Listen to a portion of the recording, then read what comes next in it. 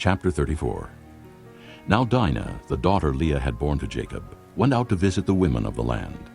When Shechem, son of Hamor the Hivite, the ruler of that area, saw her, he took her and violated her. His heart was drawn to Dinah, daughter of Jacob, and he loved the girl, and spoke tenderly to her. And Shechem said to his father Hamor, "Get me this girl as my wife."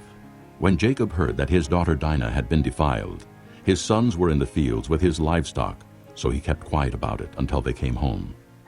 Then Shechem's father Hamor went out to talk with Jacob. Now Jacob's sons had come in from the fields as soon as they heard what had happened. They were filled with grief and fury, because Shechem had done a disgraceful thing in Israel by lying with Jacob's daughter, a thing that should not be done.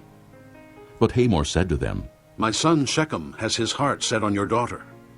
Please give her to him as his wife. Intermarry with us. Give us your daughters and take our daughters for yourselves. You can settle among us. The land is open to you.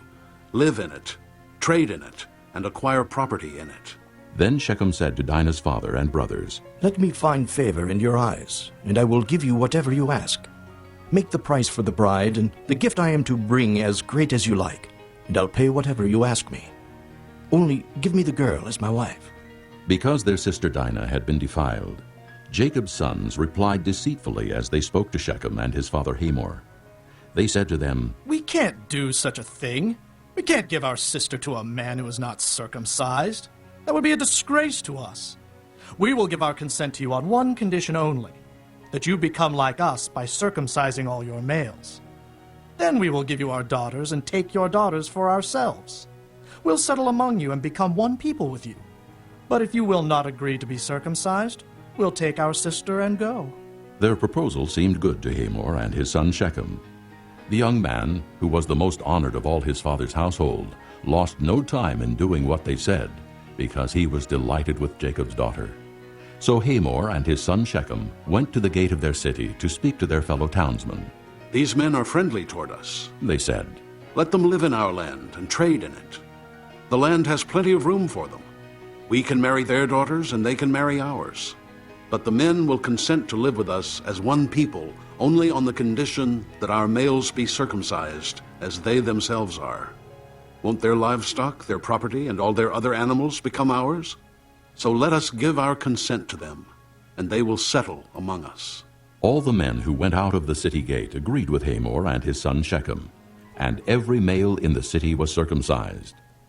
3 days later, while all of them were still in pain, 2 of Jacob's sons, Simeon and Levi, Dinah's brothers, took their swords and attacked the unsuspecting city, killing every male. They put Hamor and his son Shechem to the sword, and took Dinah from Shechem's house and left. The sons of Jacob came upon the dead bodies and looted the city where their sister had been defiled. They seized their flocks and herds and donkeys and everything else of theirs in the city and out in the fields. They carried off all their wealth and all their women and children, taking as plunder everything in the houses. Then Jacob said to Simeon and Levi, "You have brought trouble on me by making me a stench to the Canaanites and the Perizzites, the people living in this land. We are few in number, and if they join forces against me and attack me, I and my household will be destroyed." But they replied, "Should he have treated our sister like a prostitute?" This concludes Disc 2.